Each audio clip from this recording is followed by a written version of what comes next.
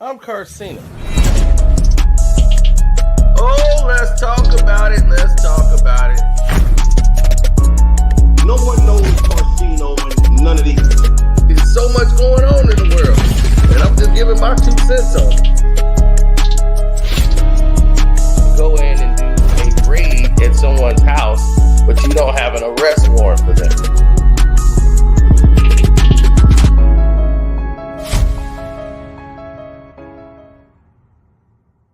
I support my brother, Solomon Hill, baby.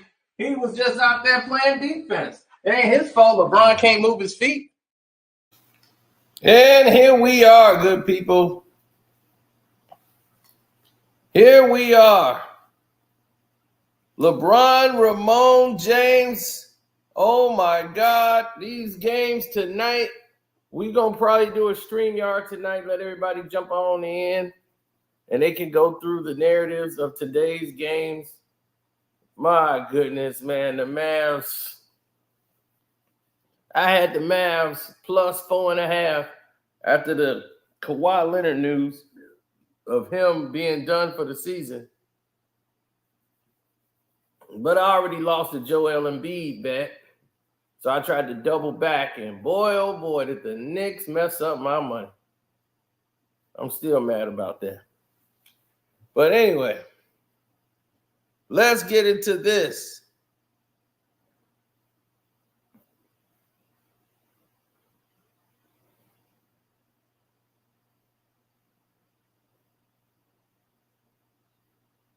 Now, what everybody is talking about in the world today is the fact that you have LeBron James. In less than 24 hours, LeBron James has changed the narrative. He's changed the narrative from the media and the press.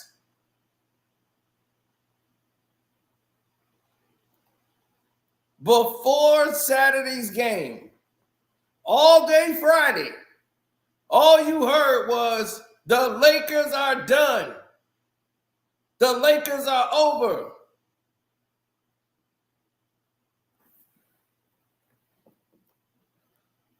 All the apologists were quiet.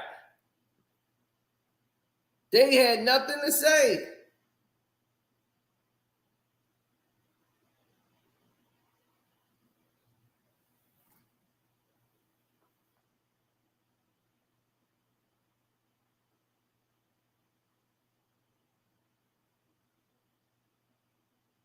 Oh, yeah. Nick Wright. Where you at, Nick Wright? Where you at? You see, people, they say one thing one day and then the next day they switch it up. They don't even wait.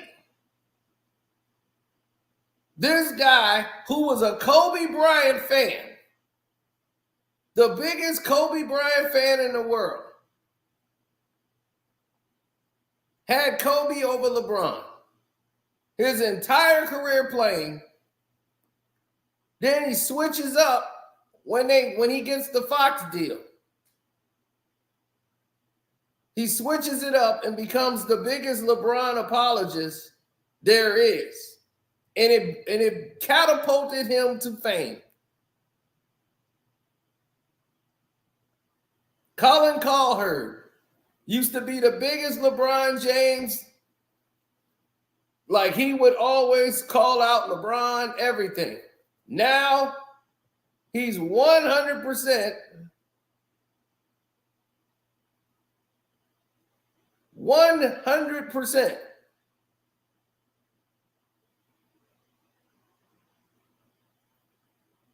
pro LeBron because he's in the media circuit. LeBron James has his own media outlet company, and he has put in places minions of those who sings his praises. He helps put them in power so that he can control the narrative. So a team that are the defending champions that beat the Lakers 11 times in a row.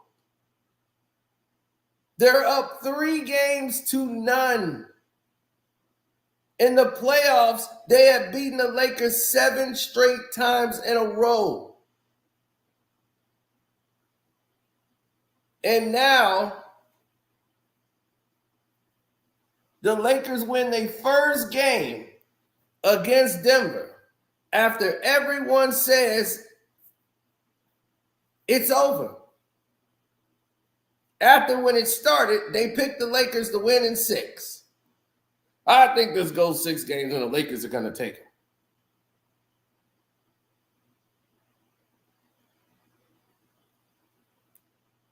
They went from making excuses to why the Lakers are down 3-0.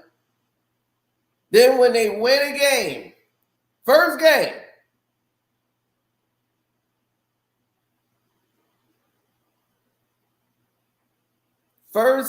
game,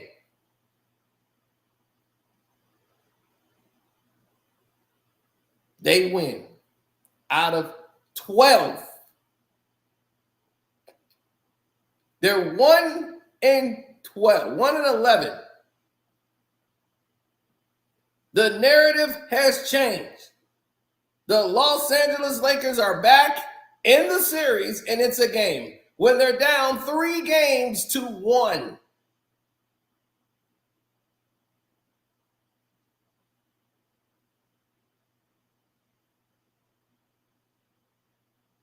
Three games to 1.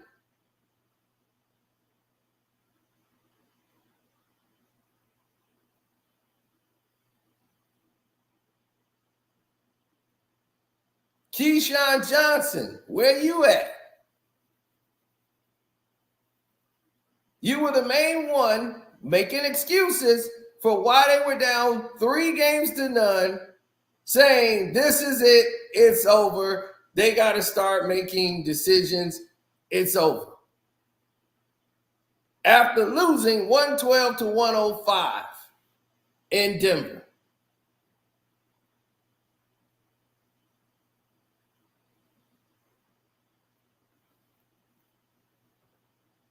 And LeBron James has successfully changed the media's narrative on what they are protesting now.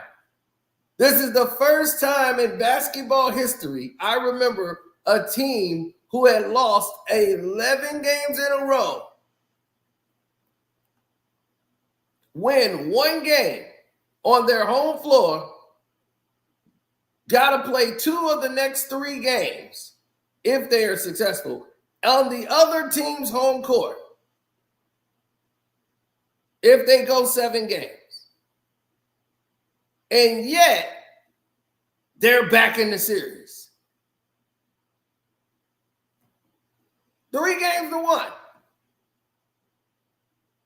Like Denver going at home, playing at Mile High, is not finna turn the tempo up. It's not finna play the way they've always been playing. They're just gonna continuously have a letdown night. The Lakers had to play out of this world just to win that game. AD had to have 23 rebounds. They had to out-rebound Denver.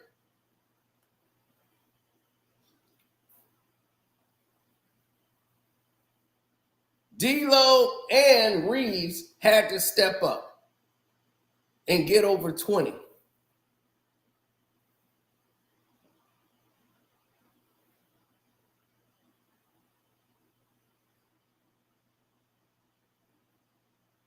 And remember, this is the first round of the NBA playoffs. This is where I will give credit to the NBA. For the first time ever, I'm going to give credit to the National Basketball Association. You will get credit for this and this reason only. You made the first round feel important again. Because you had lowered it to a standard to where it didn't mean anything. The NBA playoffs in 2017 was beyond ridiculous.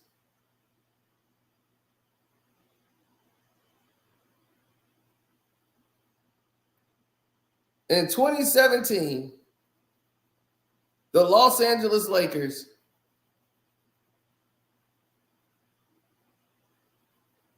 they were put in a situation that did not compute.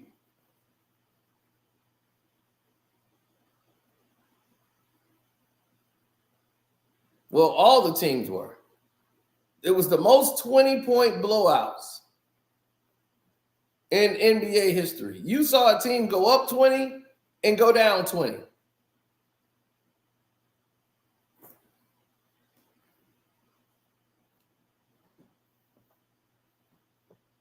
In the same game.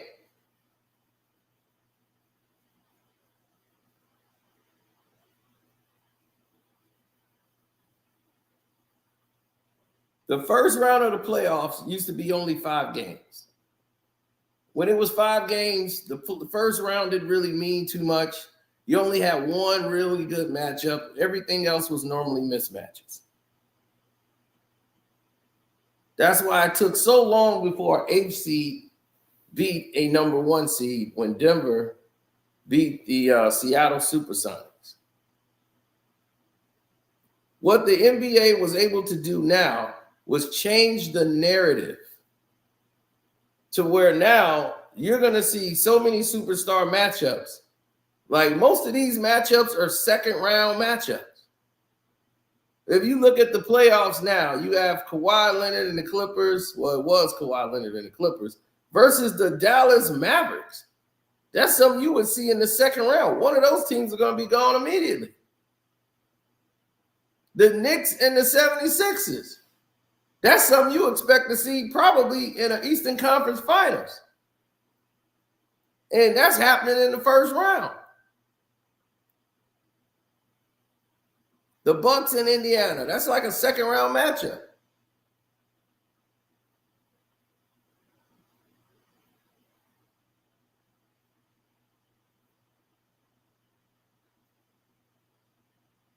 So the narrative that they've been telling us so far, and the theme, and I like the theme of this is where it's going.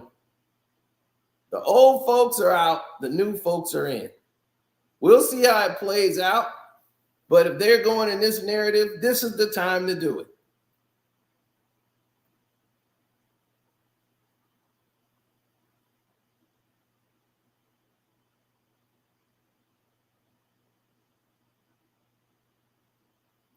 So I do give the NBA credit for that. They made the first round of the playoffs interesting again.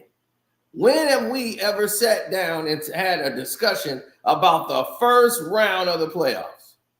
First rounds was like the most sweeps you would ever see. It used to be 3-0, 3-0, 3-0. And this is going back to the 80s and 90s. It'd be 3-0, 3-0. When they went to the 4-game format, it'd be 3-1.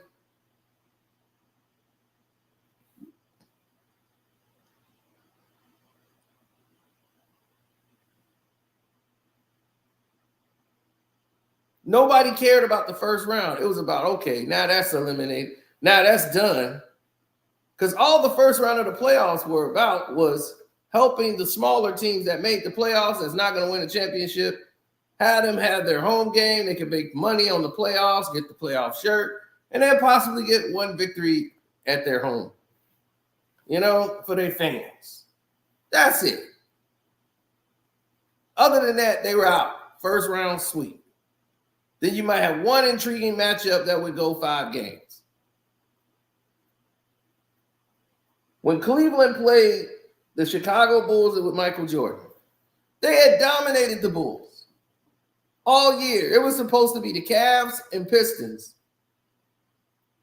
battling it out to see who's going to win and go to the NBA Finals.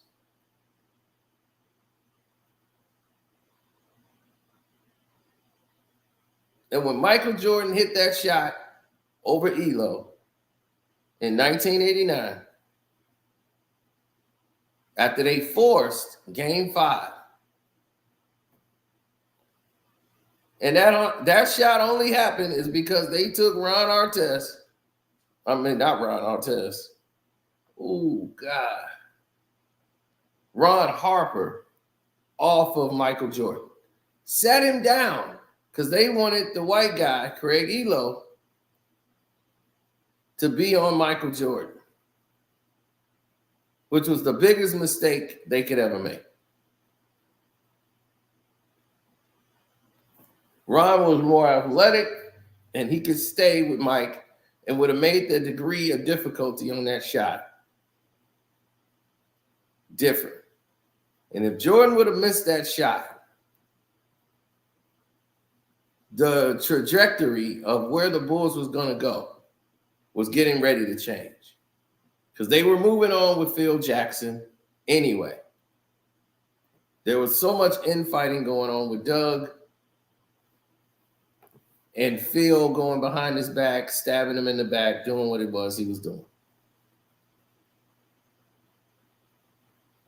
Yeah, Ron Harper had a speech impediment, so he was stuttering a lot back in those days. And because he was so angry and upset, they traded him to the Clippers.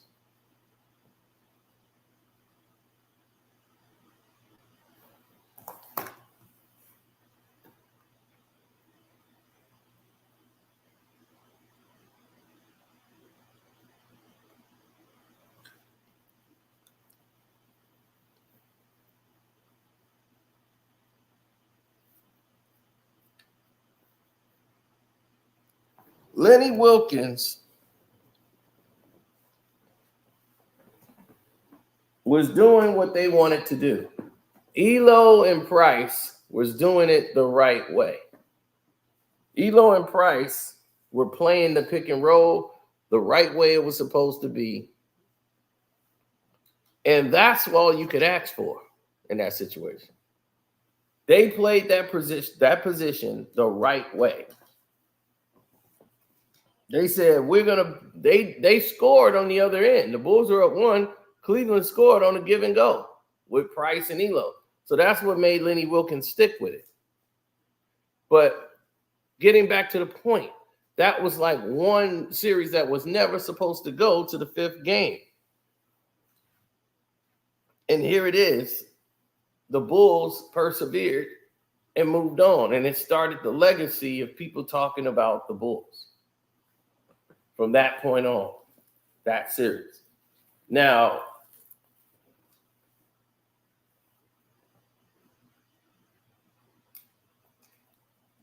everybody wanted to know how devastatingly great all these other players were.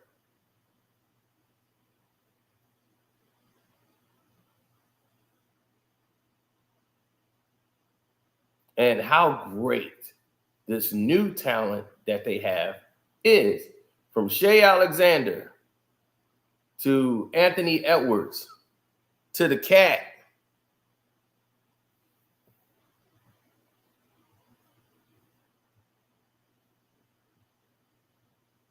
And you're seeing these young guys step up, make moves, make plays. You got Tyrese Halliburton. They promoting him. So now they're letting them shine on the playoff stage, which is what you're supposed to do. Because you got to start moving towards the future. Russ, Kawhi Leonard, Kevin Durant, these guys are aging. They're aging and they're getting older, and you need to start introducing the future. Because if you don't, you're going to mess your league up tremendously, and hopefully all these players are going to stick around 20 years. Kawhi Leonard is fighting to try to get through an NBA season with his knee condition. And I don't know how many times he's got to keep coming back. You know, it's just rough. Talent-wise, he's probably one of the greatest basketball players we've ever seen. There's not a spot on the floor he can't score from. Nobody works out as much as he does, puts in the work, but he has an arthritic condition in his knees.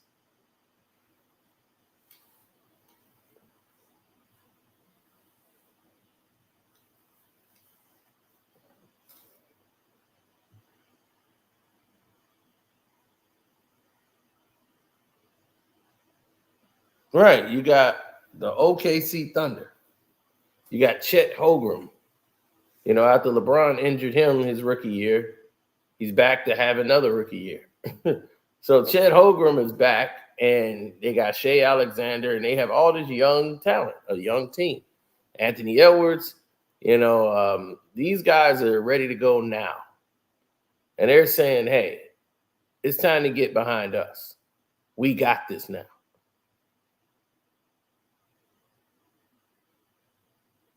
So the last skilled players, like super talented players from yesteryear, are leaving the game. They're getting older, like DeMar DeRozan, the mid-range jump shot. These guys who played in that era where it was both the old and the new. Now you're seeing all of these new players that's been in this new NBA scenario where it's just drives and pull-ups. It's all pick and pop, three, high pick and roll, spread offense, get to the bucket, slash. There's no post moves. So this era of basketball is going to be the norm for everybody coming into the league. All the players of yesteryear who had the skills that could score from everywhere, that's going to be the thing of the past. Hit the like button, good people.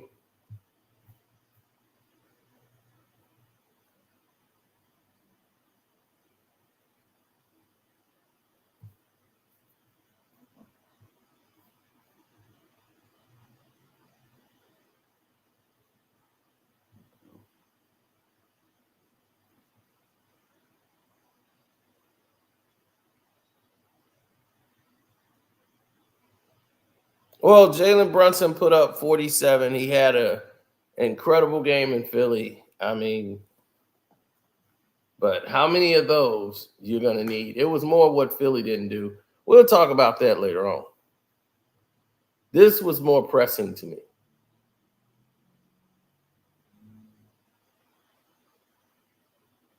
I was more bothered by how this was proceeding than anything else. Thanks, Kenneth. I appreciate that. Yeah, I just ran into somebody when I was coming out of Walgreens who recognized me and was like, hey, he just stopped. And when I thought he was waving for me to go ahead of him, then he was like, wait a minute, you Carcino, man, I watch your videos. F the Lakers. I was like, F LeBron. So that was cool, man. I didn't know what he was asking me. But he was like, man, this is crazy. Carcino lives over here by me. So, but I don't really live by him. I just had to go to that location, that store. But it's close. In a car. But yeah, we're close by.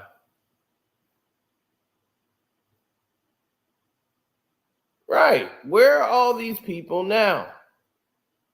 Shannon Sharp, you another one. Shay. All y'all said it was over.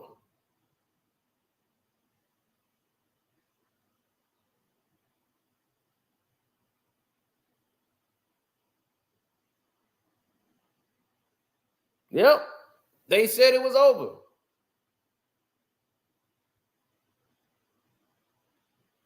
Shannon Sharp on LeBron James. Said it was over.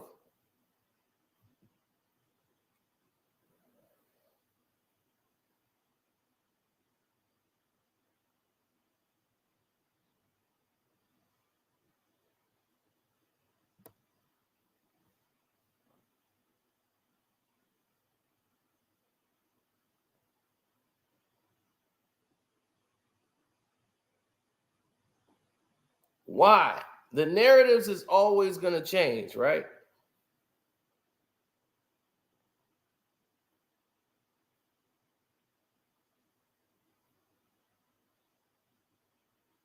It's always the narrative.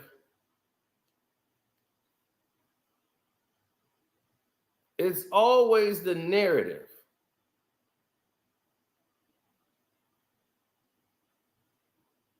Oh,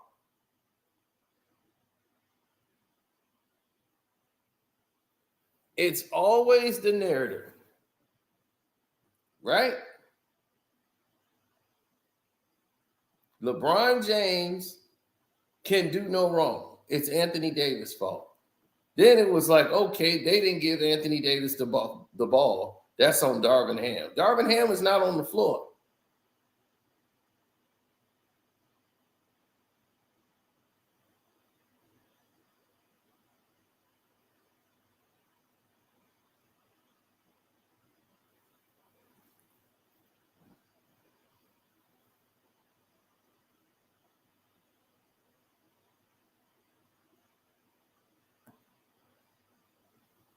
They said, well, the Lakers have had the lead in all these games.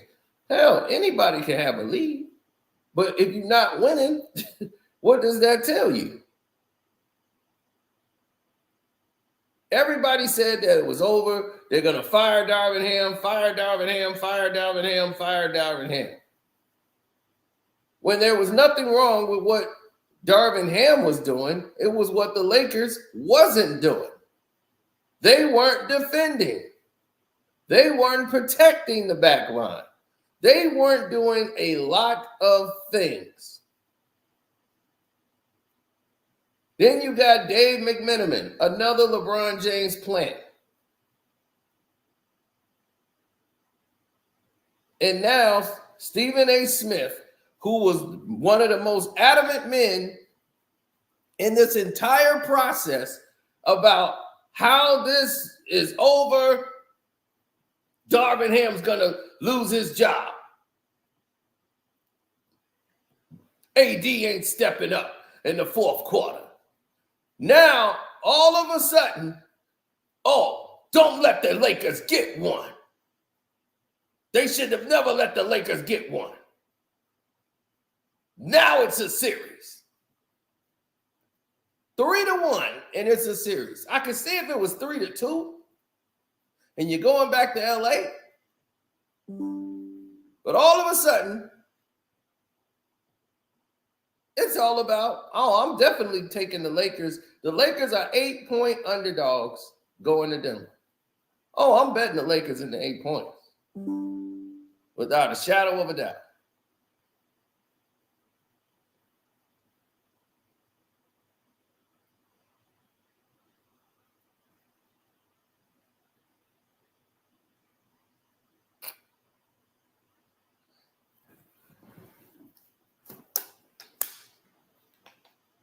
Well, see, what we tried to do was give everybody else an out and say, well, maybe this isn't the case. But Dave McMenamin, who was a nobody writer, was brought into Clutch Sports by Brian Windhorst, who recruited him and got him in the LeBron circle. So now, guess what his job is? To talk about LeBron James. He wrote a book with Brian Windhorst about LeBron James. And the book is only to glorify LeBron and his championship he got in Cleveland. The one that Kyrie won.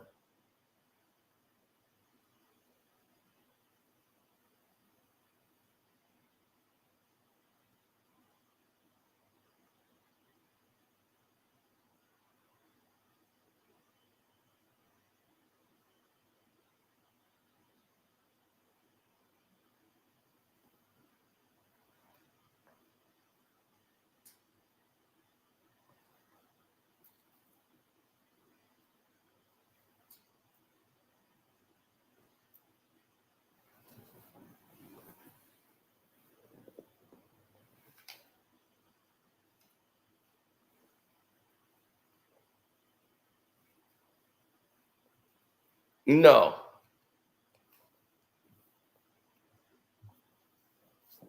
The game has changed. Right. They hire these LeBron James kiss ups because that's how they do it. So everybody who wants to be part of this media train have to kiss up to LeBron in order for it to happen. You know, you know they tried to get me to do this. Do you know how many meetings I've been in 1 week?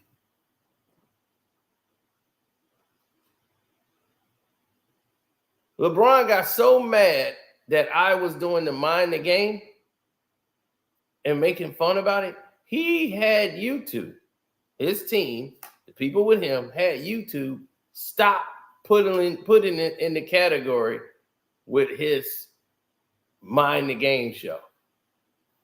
He didn't want, even though it was a parody of what he was saying, and everybody was entertained and thought it was funny. LeBron didn't.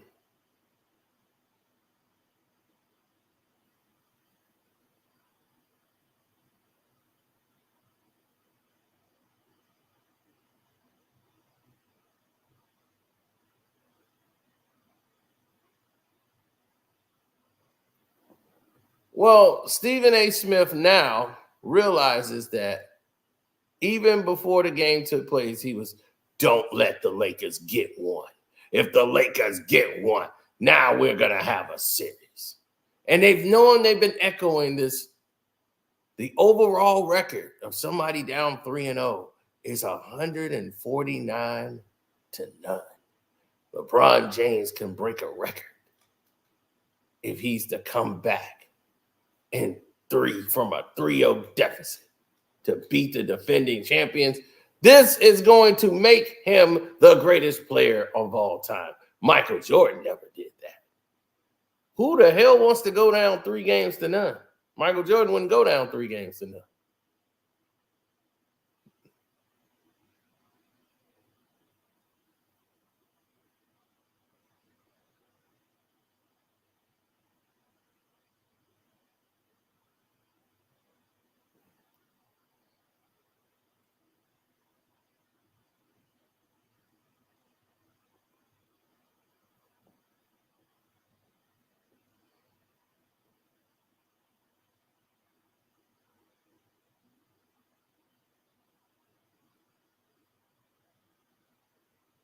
Well,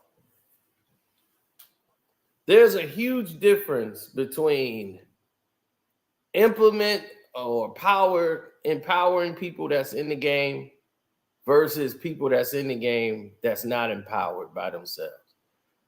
Those people are one, far few, and in between.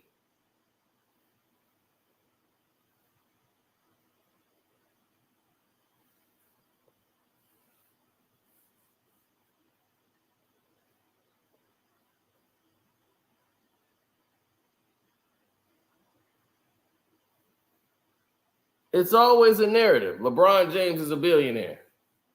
LeBron James isn't a billionaire.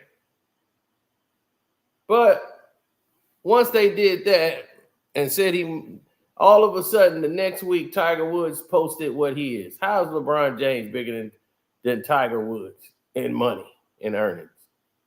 You must be on crack. Tiger Woods right now is in the golf game. He was Tiger Woods, dude. He was leading the all-time sports athletes in earnings.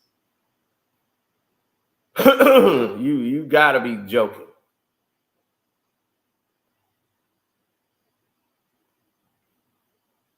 But when you control the narrative of the media, this is the direction in which they go.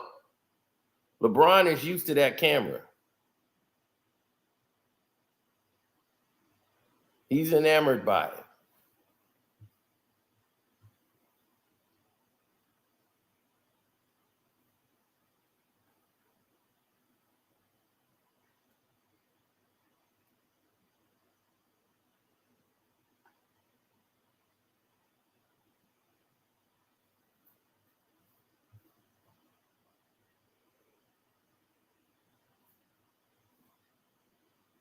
Mm-hmm.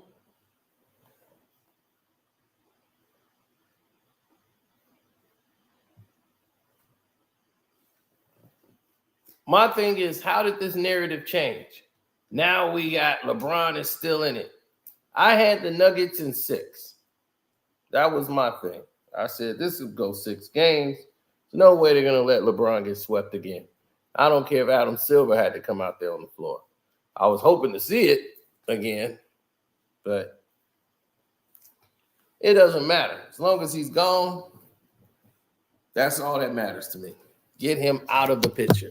We're taking him out of the headlights. I could bend my arm again, thank God. Not without pain, but I could bend it. Feels good to be able to bend my arm again.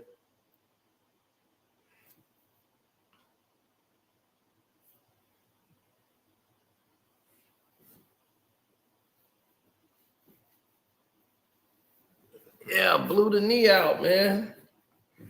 Zeno is done with ball, man. Look at that.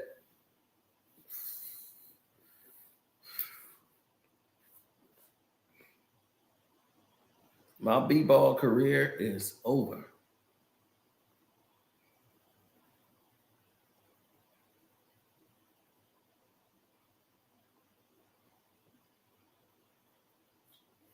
I turn it over to these young folks. Like I said, I'm out there with Kawhi now. I'm with Kawhi now. Me and Kawhi, we can sit back. We didn't give this game everything. Oh, yeah, I'm going to come back by sitting on this damn couch. Nothing to let you know that you're getting old. See, I ain't LeBron. I know when to sit the hell down.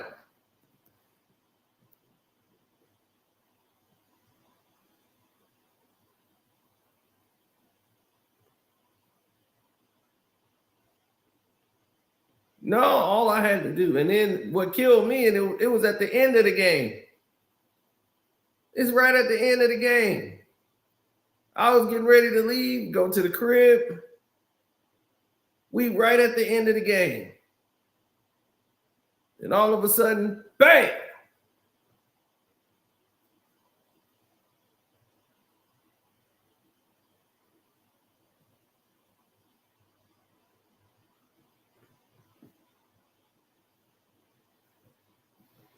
ACL tear. I don't know if it's that. My bone popped and it felt like my knee went out of place and went back in place. So right now it's like swelling like crazy.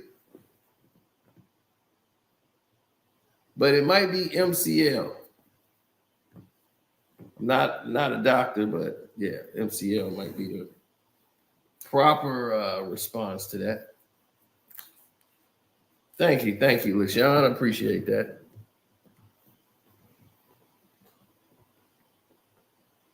At least y'all did better than the people I was with. They ain't even asked me how I was doing.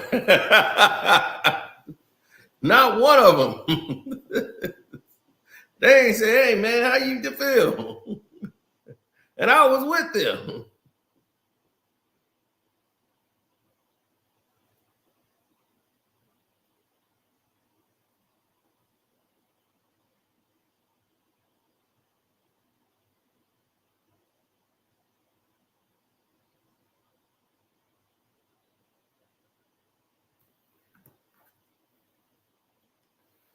Well, when you look at the whole media play out when it comes to LeBron, and you look at where they're going, they gotta play a magical night every night to beat Denver. That's how good the Nuggets are. You gotta play a magical night.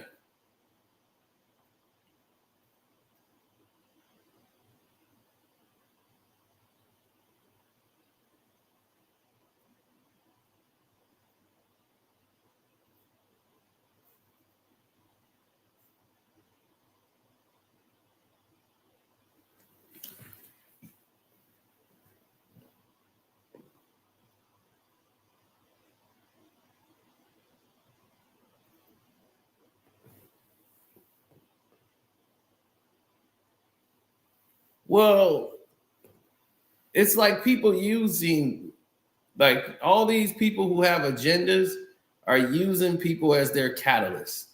Like the Caitlin Clark, Angel Reed situation. Like they're making a race war based off of it, trying to get all the white people on Caitlin Clark's side when both of these people play basketball. They play basketball. That's it.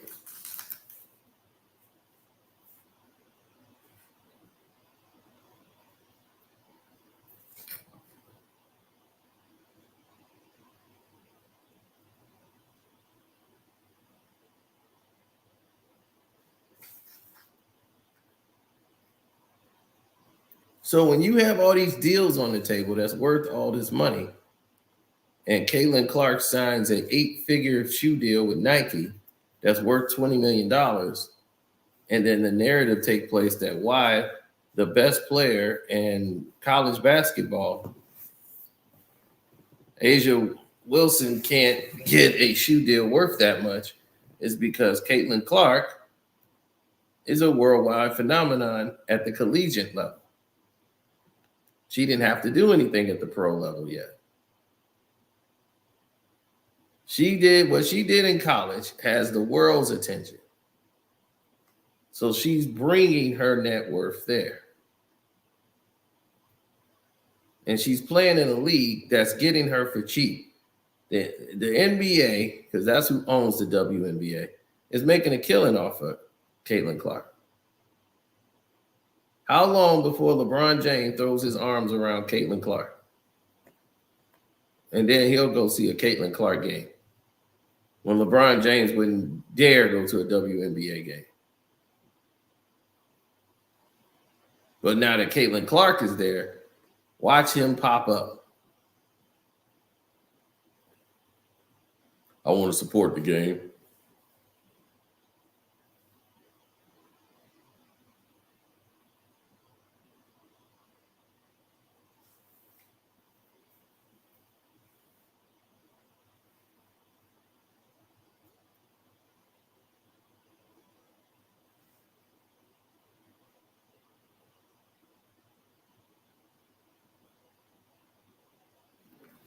Well, you got to look at how the world is right now. And the way the world is, everybody is prisoners of the moment when it comes to the media. People listen to the media more than they watch the game. People will watch highlights and won't even watch the damn game.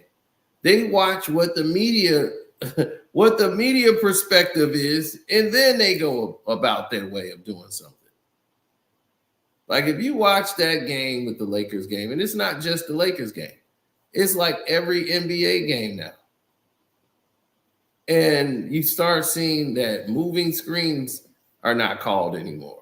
Traveling is not called. Carries is not called. Illegal defense is gone. So it's like, okay, and one, you could take damn near 3 steps after the foul, and they calling it a continuation. The game is not the same anymore. It is a totally new sport, and it's not basketball. It's not under the rules of the game. This is the rules of the National Basketball Association.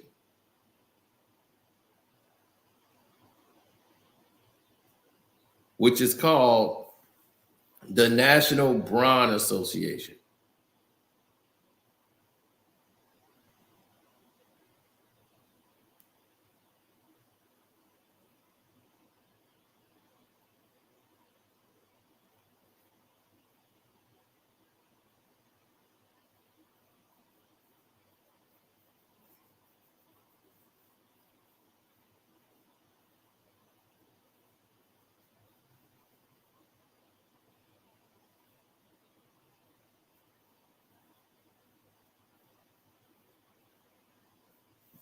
What do I think of when I think of what?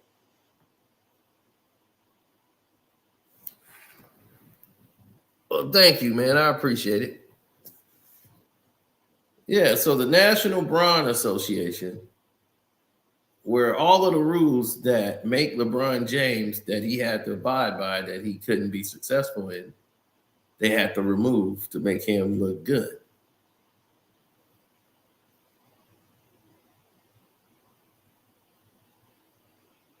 So they'll let LeBron James set moving screens. They let they let him have every advantage in the world, yet and still, you know.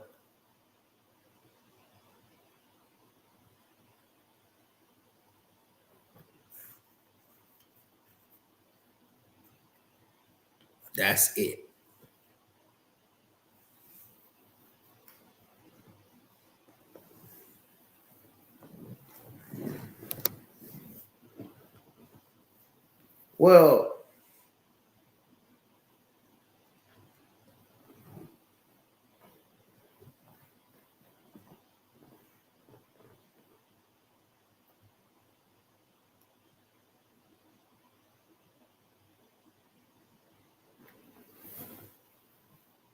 Well, there are a lot of different there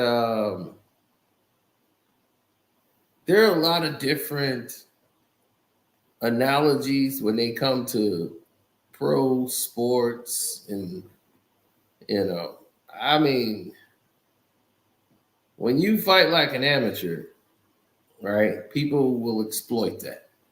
If you play basketball as an amateur or like an amateur, people will exploit that. They will find a way to find your weakness. Now, granted,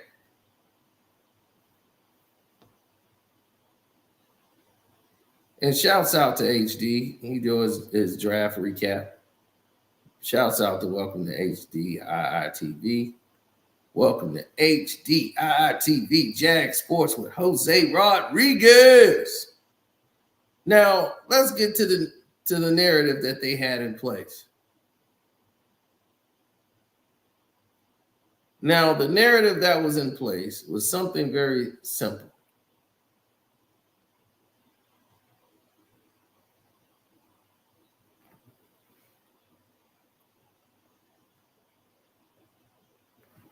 LeBron James can do no wrong. Anybody who speak up against LeBron James can be out of the league. That's the National Brawn Association.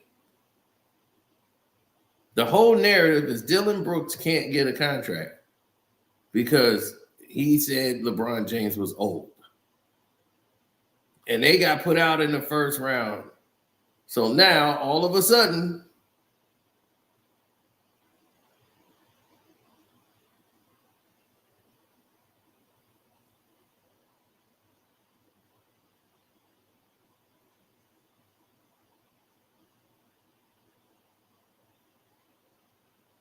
mm-hmm.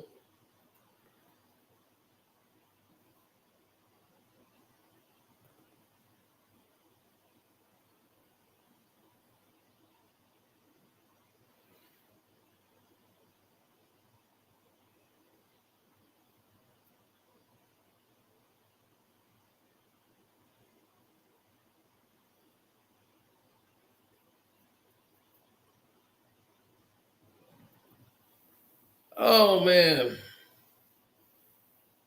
I know. People came around the corner and said, what? LeBron James' narrative is what it is. This is the way it's gotta be. Why does it have to be that way?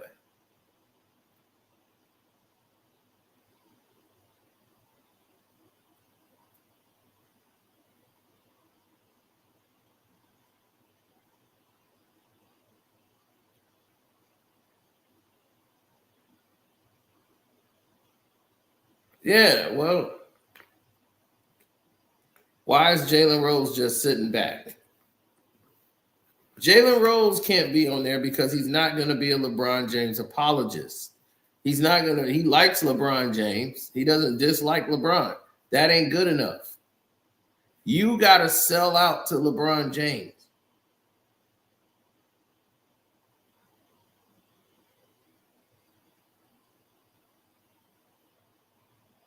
Let me tell y'all some news, man. I'm gonna tell y'all some news that I only have on the Patreon. These content creators and sports media are clashing now.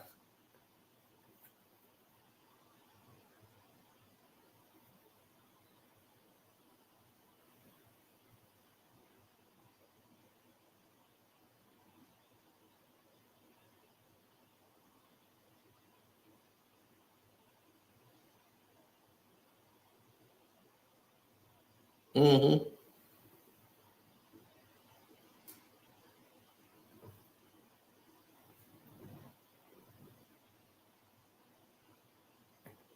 Well, podcasters and sports personalities are clashing with content creators because now the sports media that cover the game is now turning into podcasters. And what they're calling a podcast is not really a podcast show. What they're doing is having a network show. They have all this big money. It's not a podcast show.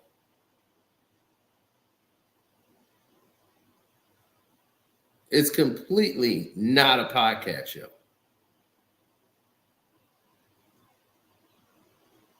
Stephen A. Smith calls his show a podcast when it's only him up there. Right? And what he's doing is doing what he's always done. What is different from this than Stephen A's world? This from No Mercy? What is the difference between this show and any of the other shows you failed at?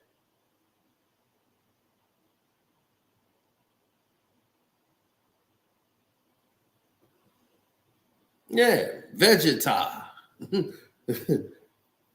What is the difference? You are now a content creator on YouTube, right?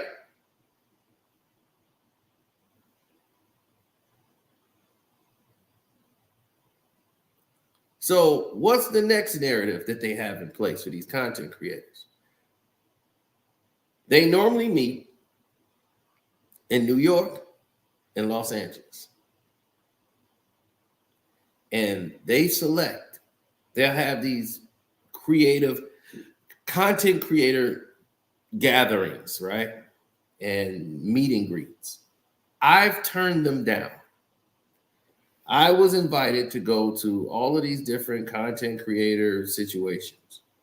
They wanted me to volunteer to review certain things that they're doing as far as policies, but they give me such a hard time as a creator.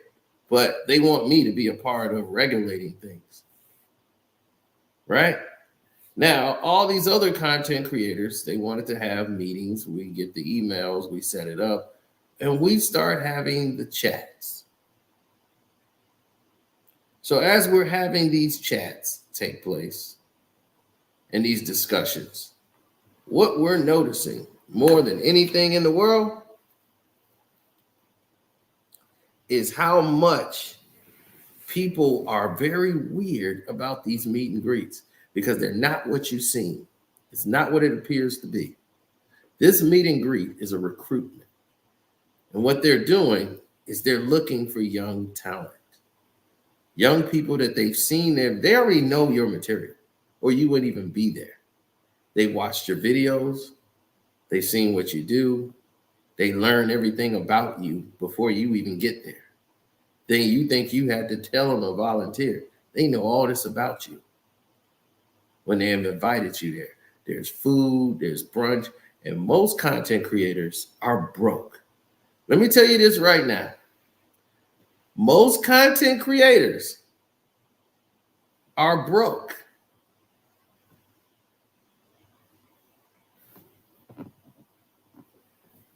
Let me repeat this one more time. Most content creators are broke.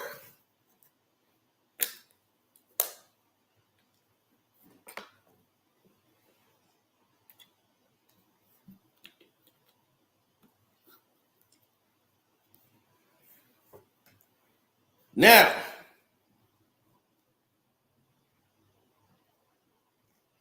here's the narrative, because I want y'all to understand what we're talking about. Hit the like button, because you're going to want to hear this. You're going to want to hear this, so make sure you're hitting the like button right now. Get those likes up so we can continue this story, because there's no way the likes should be down this much. I know most of y'all was just here and just jumped in and just forgot about it. But definitely hit the like button.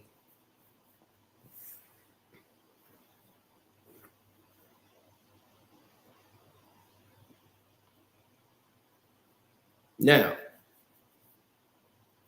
what did we notice more than anything in the world, right? More than anything in the world, what did we notice the most? In these meetings, people would come up to them in suits, big time Tom Ford suits.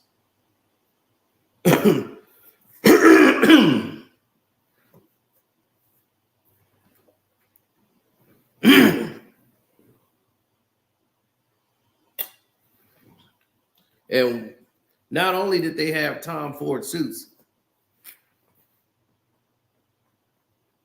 they had Tom Ford money.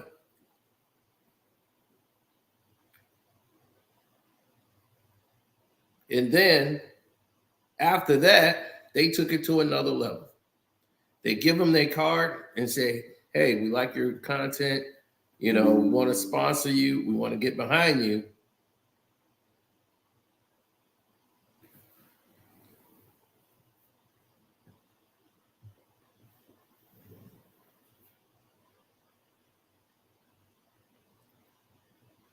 Yes, I didn't go. So what I'm about to tell you is what I heard, because I wasn't there. I didn't go. So they went to the meetup, and these guys were selected. Now, this is many moons ago. We're talking, this was like before the pandemic. They selecting creators. Me, I had one of the hottest platforms going with the truth behind all these hip hop stories. I'm doing 500,000 views. You know, I'm averaging hundreds of thousands of views a day. You know, you can just go back and check the record. You know, it's what it is. We don't miss a beat. So we were one of the top as far as content creators in our genre, period. And they were coming out with something called YouTube Black. I kid you not. Google it. If you don't believe me, Google it.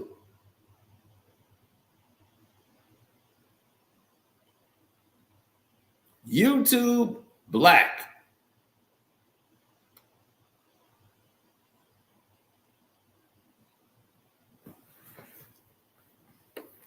And I said, what the hell is that? And then they sent us surveys where they want you to identify as African American, Asian, white, or black. So I'm like, why do they want us to answer this question? And they say it's completely voluntary. And I said, well, then I volunteer not to answer it. Because, you know, I don't know what this game is that you're playing. They were like, no, because we wanted to see, we're coming out with something called YouTube Black so that Black creators could be seen. We're going to put them in a, also, you're going to just separate us from all other creators and just have a YouTube Black to put us all in one box? Is there a YouTube White? And that's what got them upset when I said, is there a YouTube White? So if there's no YouTube White, why the hell would I sign up for YouTube Black?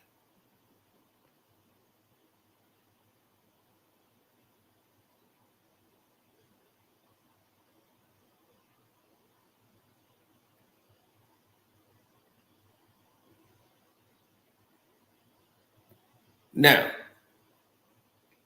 once this happened, all the narratives started to change again.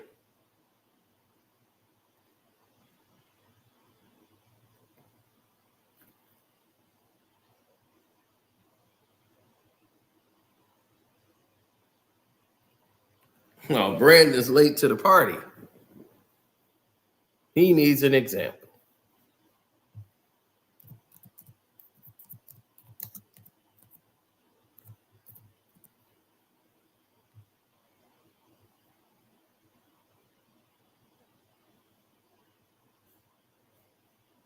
You need an example, don't you? Here we go. Let me go ahead and enhance this for you. YouTube Black.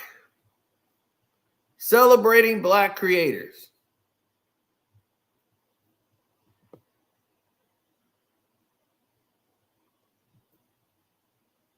What is YouTube Black?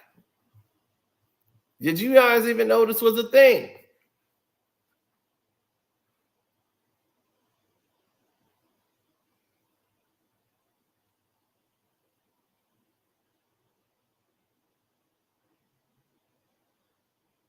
So for y'all that thinks I just sit up here and lie, I got better things to do than to sit up here and make things up.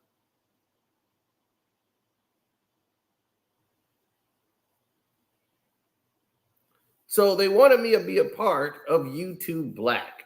Join the YouTube Black community where we're going to highlight Black creators. And I'm like, I don't make my videos for one group of people. I make my video for the world. Now, I am a Black man, so it's going to come from a Black man's perspective of the world that he lives in. I can't tell you a white man's perspective of the world because I'm not a white man. Can't tell you an Asian man's perspective of the world. I'm not an Asian man. So I can tell it to you from my eyes and what I've seen. So what they wanted to do is try to prove they're not bigoted by doing something like YouTube Black. When there's no such thing as YouTube Asian, YouTube Mexican, YouTube white. It's just YouTube for everybody else. But we have to be singled out to try to help us. See, what they appear to do is to try to help us.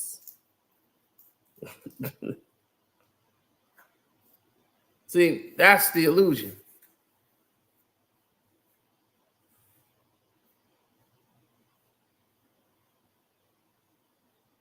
Now, there's a YouTube Black and they want to promote to Black people. How come y'all who are Black don't know nothing about it?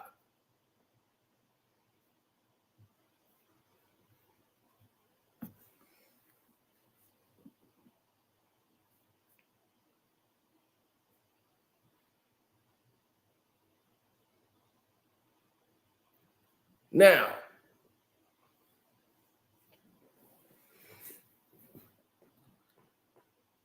going into this meeting, right, with all of these people at this meetup, all these content creators go there because they're broke, but they got all these editing skills. They got the cameras. They spent all their money making it jazzy, and they're young. They're like 20, 21. I would probably be one of the oldest creators they had there. I didn't go.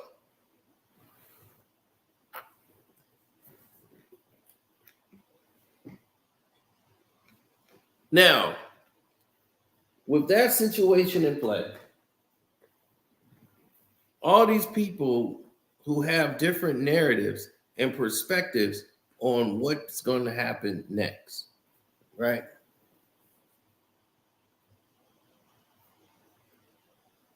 Because this is going to get really interesting, right? Everybody know ain't no party like a Diddy party, so. Yeah, that's what's up. Yeah. Yes, sir. So what I'm going to do is let this play for 1 minute and I'll be back. Don't tell me about AD blew the game. Look at this dude from the beginning. Look at this. Whoop, whoop. Look, everybody blowing back. He was old man in the back. What you doing way back there, bum? The game back here. Why you back there, bum? Uh-oh, here come the bomb. I got it. I'm the king. I'm more than an athlete. Blip, blip. Oh, no, God. I didn't get him a body bag. This bum got no moves. Look at how he's standing. Look at this approach. Look, he rolling all over the floor, just falling all over himself. Look at this flopper. Oh, I'm going to throw myself on the floor. Oh, boom. Look, throw himself on the floor. Watch, he run into this man's drink. I'd have spilt and turned the whole thing up on him. Bum. Better come get y'all dinosaurs some help. The brontosaurus is tied. Somebody come get this man. Some get y'all old man and bring him home, man. Bring him home, dog. Uh-oh, there you go. He's going down. He's weak in the knees. Old man Braun. Old man Braun. And we back. Woo. Had to go get a Gatorade. That felt good. Now, let's get into this. Hit the like button, good people. I know y'all just got here. Y'all don't really know what's going on. So now you're finna hear some news, and we're gonna fill in the blanks on the Patreon. I'm gonna tell you the names on the Patreon, just so you can know how real it is. I'm gonna give you the names. So my Patreons, you gonna know. We ain't already went over this. Now, listen, they got the business cards, right? They call the guy, and the guy is saying, hey, we're inviting content creators, certain ones. We're going to another place where every creator wants to be. It's a big mansion, but it's Airbnb, right? And this mansion is way out in Arizona. So they said, well, come on out. We got this mansion. You will come out here to this big mansion party, come meet and greet with the people that's going to sponsor you. It's going to be great. They have one in California. They have one in New York. So this one is in Arizona. So they saying, hey, if you need a plane flight, if you're having trouble getting there, we'll make sure you get there. And they fly out, stay at a hotel. They'll cover the hotel. Everything. They have a driver that'll drive you to the meet and greet. And they'll tell you, hey, if you want to stay later, you can stay later. But all these content creators are here. So they're there, they're loving it. They're like, man, is this how the life is? And they meet all these guys who are powerful, like influencers. And they sponsor, create content creators on social media to sell their brands, products. They had one of this tool company. They make all these tools, like Klein Tools and all these people. They have sponsorship with them. They have sponsorships with all of these major connected people around the world who want their products out there. And they're saying, we're going to help you with your views. We're going to help push your content. You got to learn how to push the products and push our narratives. But in these conversations, they're saying, you're going to want to do this because this is going to benefit you. You're not doing anything for us. You're doing it for yourself. So they go out, they have the wine, they got the cheeses, they got the crackers, you got everything, people with the trays. And they are saying, hey, come on out here and stay. Don't leave. The party really kicks off at night. We got a DJ coming. So if you want to go back to the hotel, take the car, they go home. Content creators are jacked up happy. They're telling their mom, oh, mom, this is great. I met these people. We got wines and cheeses. They're taking photos at the Airbnb place. All of that is great. They come back at night. They're at the same place, but it's different. It's completely different. So when they get there, they have to surrender their phones. They say, "Oh, the party's private. We can't have it popping up on, social media, and everybody wants to come here."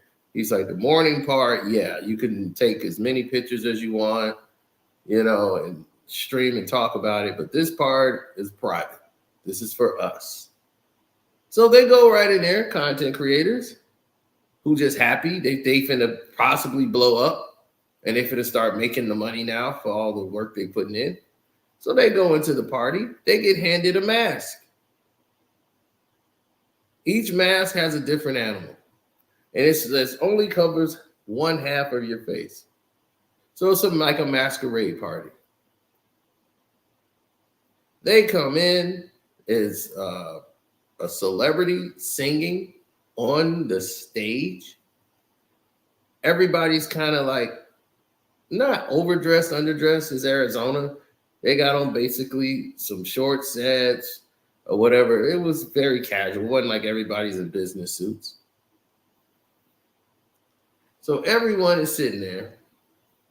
The content creators are, and they're watching this. They had to sign an NDA that they can't disclose anything that they've seen. Also at the front door while taking the mask. At most celebrity parties, it's like that. So now you're coming into this household, you're coming into the situation, you are into this like large mansion. And what's happening at this mansion is quite incredible. You have a gigantic spread of food. All the people are intaking in whatever they want. Nobody is to use any names. No one needs to know a name. No one needs to call anyone by a name. You just speak to people. And there are celebrities that are there with the mask on. And they're the most laid back people in the world. And we're talking movie stars, producers, actors, whatever you want to call them. I will name all of these, the most that I've been told. I'm going to name them on the Patreon. So you're going to have it.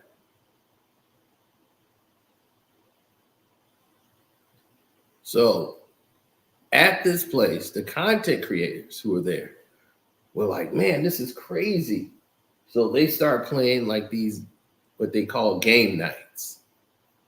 So they have all these doors and rooms. And it's like, okay, now everybody pick a book, and each book you go in, this is your room.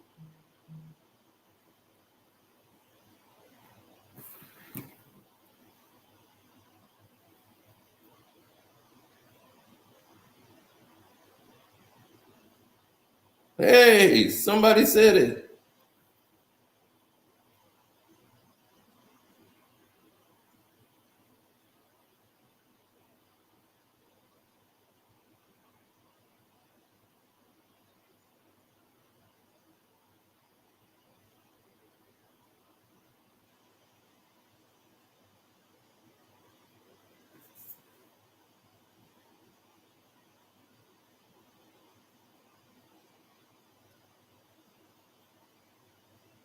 Hold on.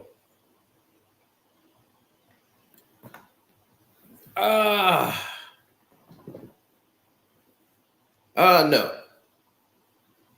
So sounds like Cap. Okay. Oh no, I'm gonna definitely tell you the names who were there. The celebrities that I was told was there. So as they go there, right, they all get a book. Now, and the books are different colors. And you got to go into the rooms. They got lights by the doors. You go into the room, whichever book you wanted to grab. Each book is different. One book is a Hebrew book. One book is the King James version of the Bible. One is the Holy Quran. One is a Torah. One is a whole different type of book. They don't even have a name on it. And whichever book you get, whatever color band you have on it, you take that into the room, whichever book you grab from the section. Why are these all religious books?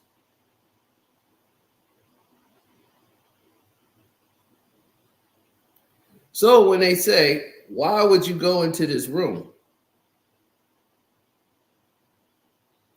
Why would you walk into these rooms? And they tell them, before you go in there, whatever book you have to denounce your belief in that book to go into the next room. That you are your own God. You are the own master and controller of your own destiny. And you have to say that aloud. And denounce what's on the book before you walk through the door.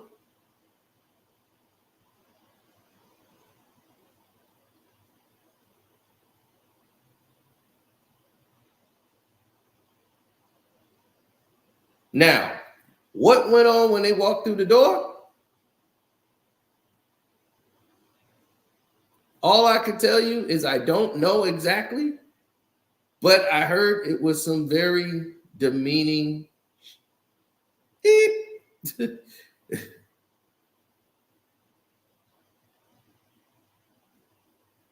And I'm telling you this from a story from a person who didn't walk through that door, who said, oh, I can't do that. And they said, oh, come on. They tried to get him to do it. All of his friends tried to get this gentleman to do it. So all of the ones that said, no, man, I ain't doing that. That sounds crazy. This sounds like the Illuminati. That's when he discovered this is like the Illuminati. This is only time this one content creator said, man, this is kind of like the Illuminati. This is the only time this has hit this man's head. When he's seeing all these people, celebrities and masks and everything else in this room, they have a world famous DJ, they have a world famous singer on stage, and you're seeing people that you have no business being in the room with, speaking to you, and you could recognize who they are, even though they got the mask. This is the first time this guy is, once he see this down, now you think this is like the Illuminati.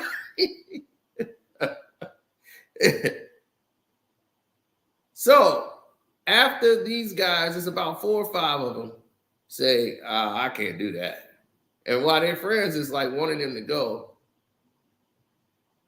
And all of the people start chanting, banish, banish, banish, banish.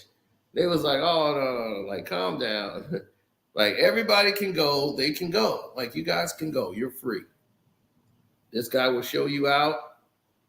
Thank you for coming out. We appreciate you guys for coming here. And whoever invited them, whoever brought them, they're going to be questioned. Because they know it's like going into one of these conventions, right? And they want you to sign up to join their tutoring class or skills class. They know they're only going to get about maybe 5% that sign up, right? You're only going to get 5% that maybe show up. So you know you're going to have some people that's going to say, I ain't with this. They don't force you.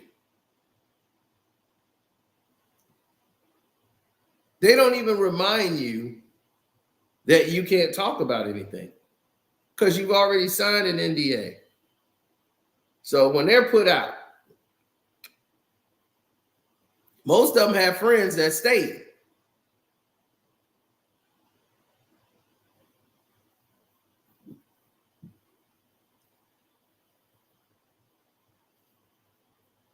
Who went through those doors.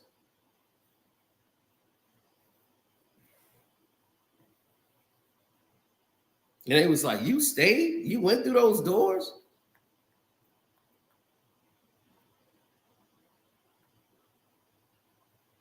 Most of these people are not allowed to even speak on it. They don't want to because they feel they already being watched. All of the phones they took, there's software on there, Go software, that they have your phones. So if you call anybody and start talking about what happened, oh, they got you.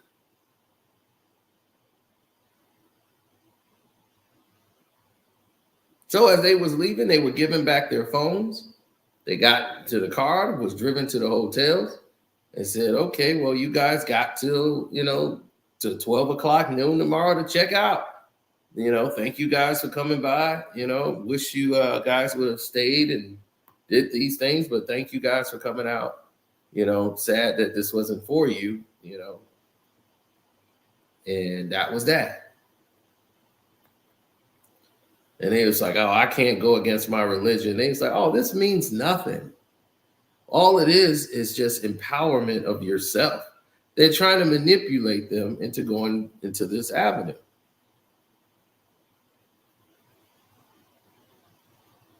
Now, these are content creators.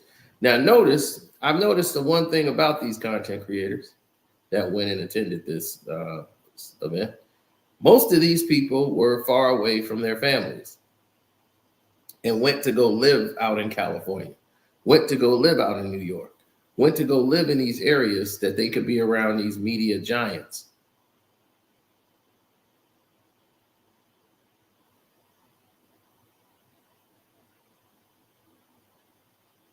Oh, I can tell you. I'm going to tell you the names of the celebrities I was told that was there and what have you. Now, the content creator who ended up talking about this was,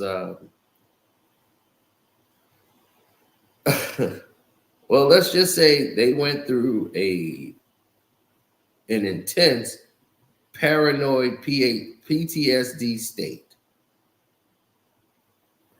They assumed every car was following them, everything. They were so messed up.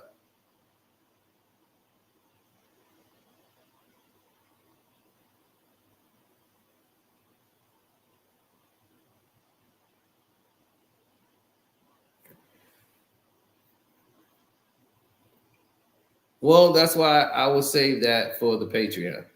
You'll know everything that went on from what he said his friend told him. And he didn't want to share that with me. He would just say, it's this. Just think of the sickest you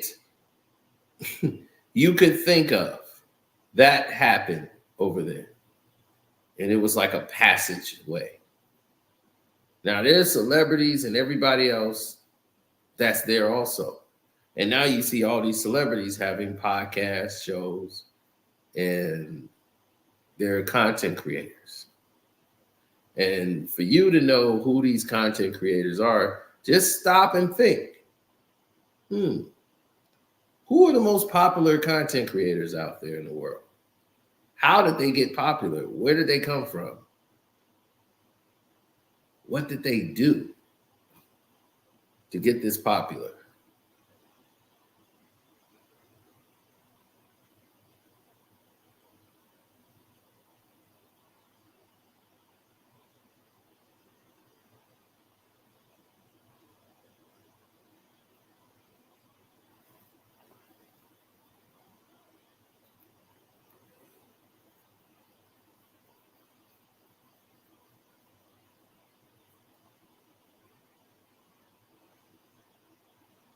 And just when you think, oh man, he ain't gonna go through that room. He ain't gonna do that. Those will be the people that will surprise you. And blinded by celebrity and fame, they will do it. And they'll be blinded by people who are not even famous. They're big on like YouTube and social media. So they'll follow right behind them. Now we're going to give you all of the names that we know in this scenario on the Patreon. So we're going to let that be known right there. Don't forget to follow Kwame Brown, Bus Life, Ticket TV, The Dreamers Pro. And I'm out the door. Oh, yeah, this is definitely on topic. This is about the media narrative and how you control it, right? So.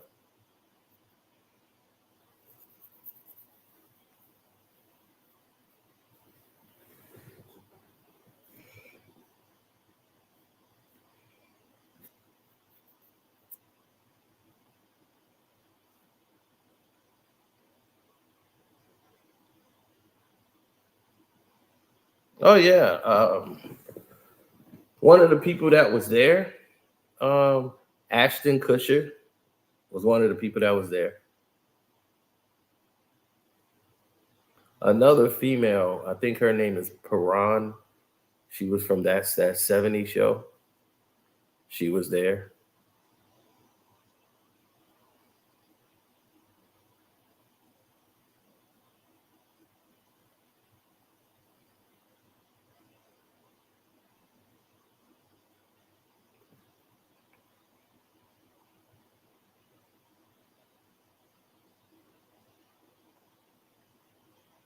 Oh, that's it. Laura Prepare. Yes, she was there.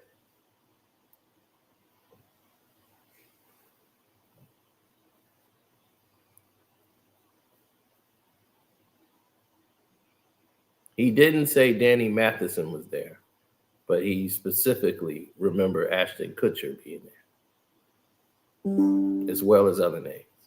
So the rest of the names I'm going to give you on the Patreon. All right. You'll know the artist who was on stage singing the whole night.